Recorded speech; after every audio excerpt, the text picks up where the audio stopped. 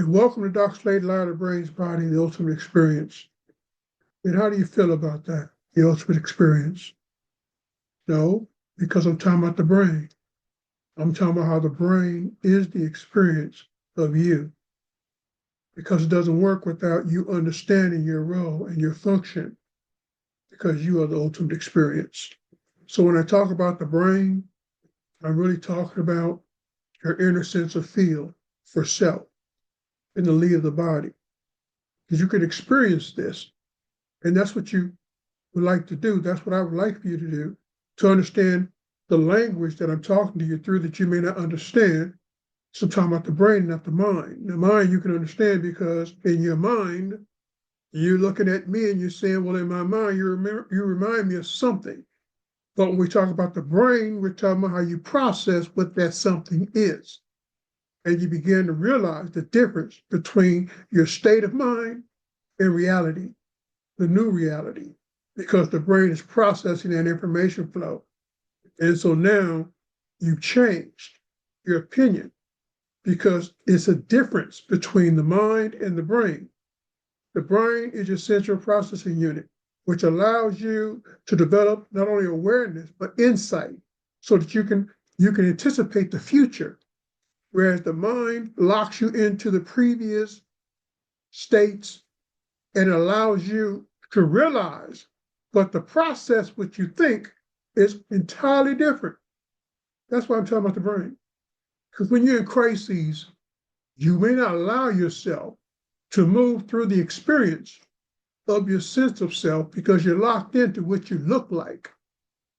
And you're not allowing yourself to realize that you want to feel what you look like, so the brain can process that experience of self.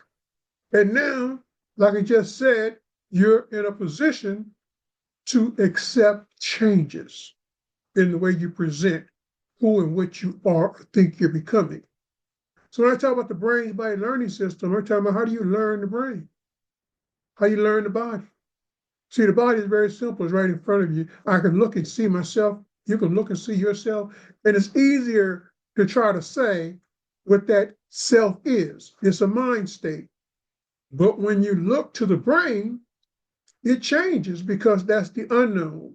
And it's abstract, because how do you prove it? If you're so used to just looking at the physics of yourself and saying, oh, that's me, when that's not you. That's the unprocessed you. That's the constant reminder of what you look like, not what you feel like. Now, many of us, we go through that sense of feeling. We say, well, that's a natural thing. And others may say, no, it's not natural for you to feel before you think. But it is. Because when you feel, you're organizing information flow, which is processing. And that's why you want to learn the brain with Dr. Slade Live. Because what we're talking about is dealing with children in crises, dealing with adults in crises, dealing with co-workers in crises, dealing with family members in crises. What are you looking for? Mental health and self-awareness. How aware are they of what's happening? And how aware are you of what's happening to you when you interact with them, and cannot help them because your methodology is based upon environmental learning, the body. You study the body, and that's your reality, ignoring the fact that the brain is what you want to talk to. You want to talk to the brain because you want a response that's formatted and processed. And so you can feel that, because you want to see change, you want to feel the change, and you can feel and chart that. But when you're dealing with the body and the body reacts, you think that's what? No, that's your state of mind. Okay? Go through it like this: attitude, personality, character, behavior. Those are different signs of self that you become more and more aware of when you physically buy into mind states, because they are programmed channels of awareness. So you're able to chart based upon those labels, those designations. But when you talk about the brain and you move through acts to live, learn, think, and respond, you change those concepts. Because to live is one thing, but to experience how you live is change. Because you're processing that experience. And as you process that experience, your attitude is also being processed. And so you're looking at, well, do I really want to exhibit this type of emotion as an attitude, a mental state, a mind state? Or do I want to evolve into a different capacity of self-reflection?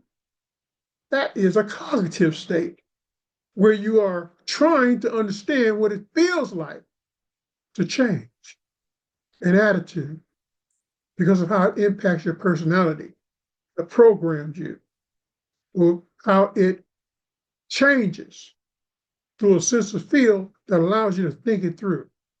I can do better.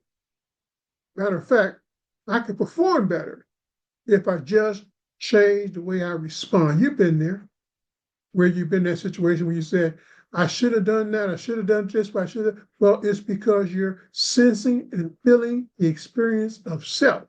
And self is doing what? Brain talk.